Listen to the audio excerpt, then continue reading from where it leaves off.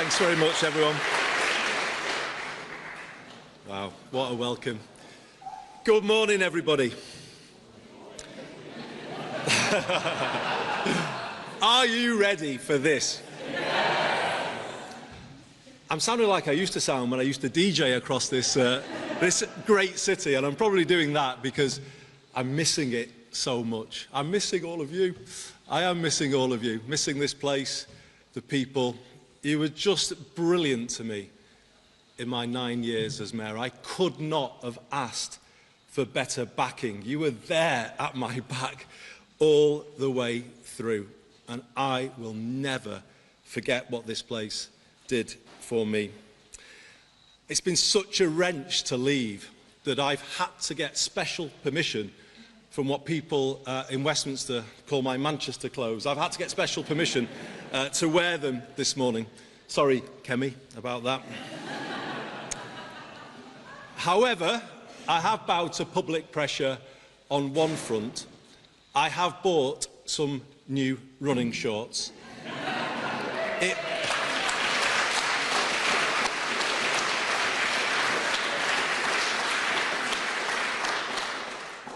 It was either do that or change the decency laws, and I opted for the former.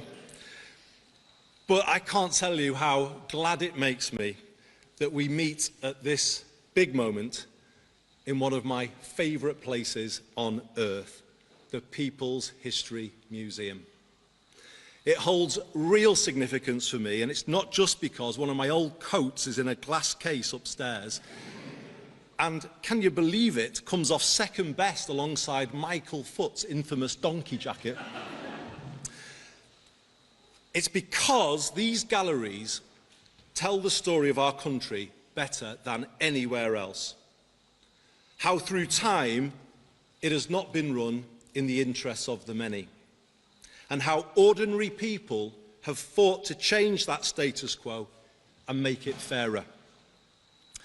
Today, we must take inspiration from that history and get ready to repeat it.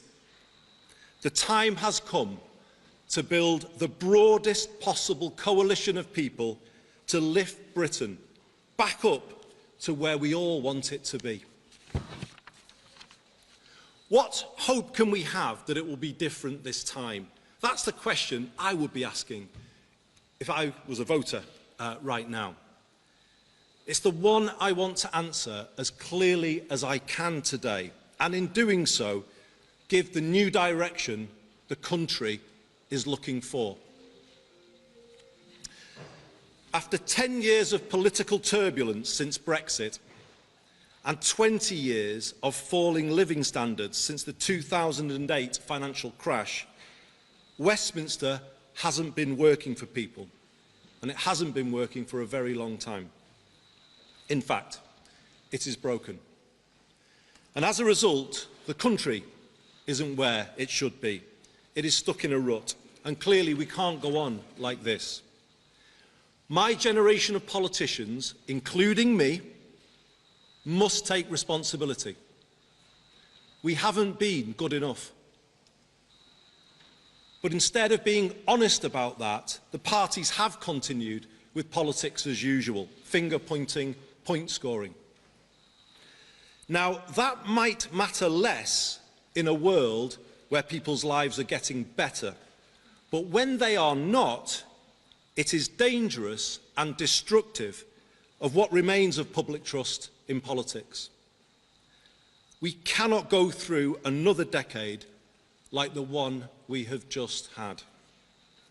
We need a new determination to raise living standards of every single person in this land. And we must accept that, to do that, to fix the economy and the country, we need to change politics, and we need to do it now.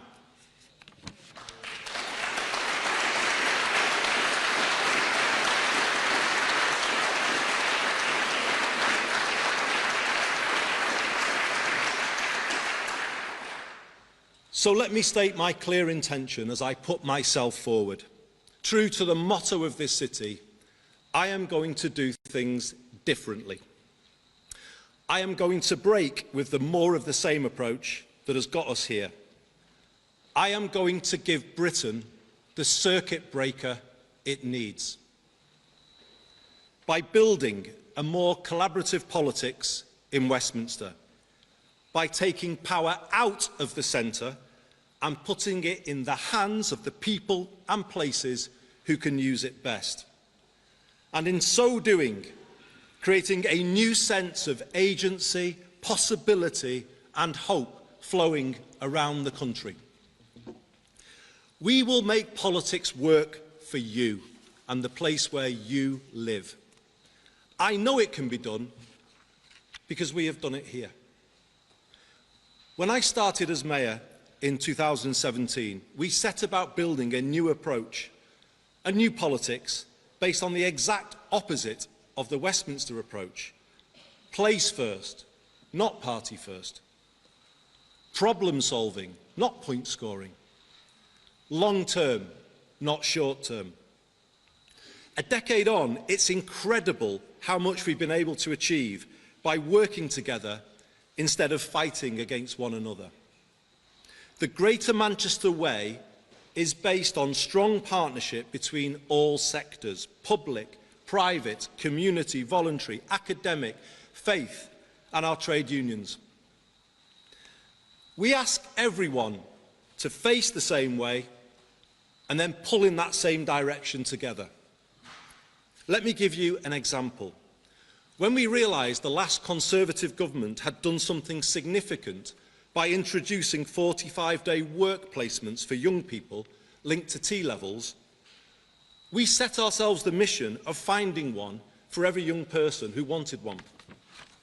Over the course of last year, we rang round our businesses in the city region and with the help of hundreds of companies delivered our goal of 1,000 extra work placements. That's 1,000 extra young lives changed every year, and it shows what a place can do when it works as one. For Britain to get back where it should be, those same principles need to be applied now to how we run the country, pull in the same direction, move forward together. But let's not kid ourselves, this is not as easy as it sounds. Westminster and Whitehall are set up for conflict, and they require radical change if the country is to get back on track. I left Westminster a decade ago with the Mayor of the Liverpool City region, Steve Rotherham, because we could see it simply wasn't working for the northwest of England and the people here, and indeed other parts of Britain, the same thing. The Parliament I returned to on Monday is full of good people, many of them here in the audience today, members of Parliament who've joined us. And they are working hard every day, trying to do the right thing for the places that they represent. But it's hard, it's too hard for them to make change. Why? Because power is not in the hands of those places that they represent, but held by an insufficiently accountable, outsourced state. We are one of the most over-centralised countries in the world. And worse, that over-centralised heart of the country is not pulling in the same way, but in different directions. That is the reality of Westminster now, both within our parties and between them, and between the departments of Whitehall. I'll be honest, I was worried about what I found on my return last week. It is a more fragmented, disjointed place than the one I left, and frankly, unhappier. I will work hard to change that culture, leading from the front and showing how things can be different. Letting MPs be authentic representatives and not using the whip system to create fear or close down debate. Involving more people in the work of the government and drawing on the breadth and depth of talent and expertise our party has to offer. While the political direction I set is not up for negotiation, I will build an inclusive team at the very highest level so that all parts of the party and the country can see themselves reflected and represented in it. And may I say, I will not announce those decisions on appointments. certainly not today, and indeed not until the end of this process. So until then, feel free to discount the wild speculation in circulation. Message for the back of the room there. Good morning, Mr. Mason.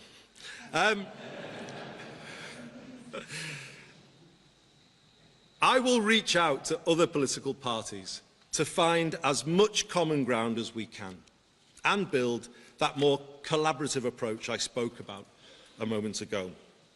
So, a greater sense of unity in Parliament will then allow us to give a clearer sense of direction to Whitehall.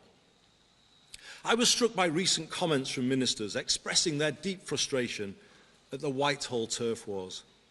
Like Parliament, the civil service is full of good people trying to do the right thing, but they are held back by the structure and culture in which they have to work. It is too adversarial, and too much time is wasted with departmental silos battling each other and battling the Treasury rather than getting things done.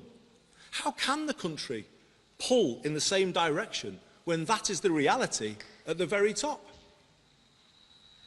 And as mayors, I'm sure I speak for the front row here, as mayors we have felt similar frustration over the years when those same departments constantly push back against our legitimate requests to improve our places by devolving a fraction of the power and resources they hold. The truth is this: the country spends too much time arguing and not enough time doing. I'm not sure this Whitehall culture could ever be justified. It wasn't justified when I was a minister almost 20 years ago, but it certainly can't be justified now. The stark imbalance in resources between national government and local government is holding back growth. If councils can't fix potholes, what chance do they have of bringing forward major regeneration schemes to get growth going? While national government has got bigger, particularly since the pandemic, local government is threadbare and without the resources to fulfil even statutory responsibilities. This is not just bad for councils and the areas they serve, it is bad for everywhere. It is bad for London and the South East. The whole country suffers when the regions and nations are not meeting their potential, and Londoners are left with an overheated economy and an overcrowded housing market.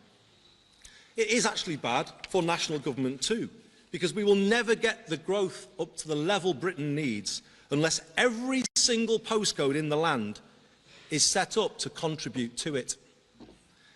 This country hasn't thought in that way before, but with the Makerfield test at the heart of decision-making, it will do from now on. To make it happen, we will bring about the biggest rebalancing of power our country has seen. It is time for Whitehall to accept that growth cannot be ordered from the top down. Instead, it can only be nurtured from the bottom up. It comes from having the power at ground level to make a real difference, from a clear shared vision that everyone can understand and investors can back.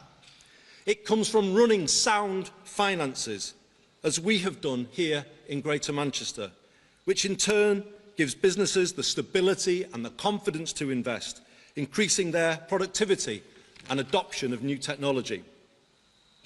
It comes from placing our universities at the heart of local economies, as all the mayors do, and bringing the innovation-led approach through start-ups and scale-ups. It comes from committing to decent infrastructure in all parts of the UK and getting national investors to back the aspirations set by regions. It comes from giving people the security of a good home and good employment so that they can be as productive as possible, from good mobility and an ability to afford the basics. And it comes from not leaving everything to the market, but public intervention where necessary, to set higher ambitions for towns, as we did in Stockport, and kickstart the process of change.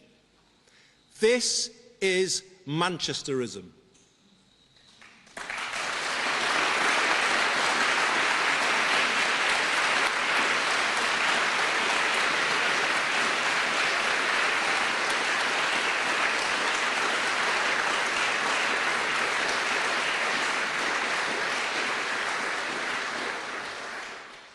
think I even saw the Mayor of Liverpool clapping at that. It is a vision for good growth and a rejection of the old trickle-down model.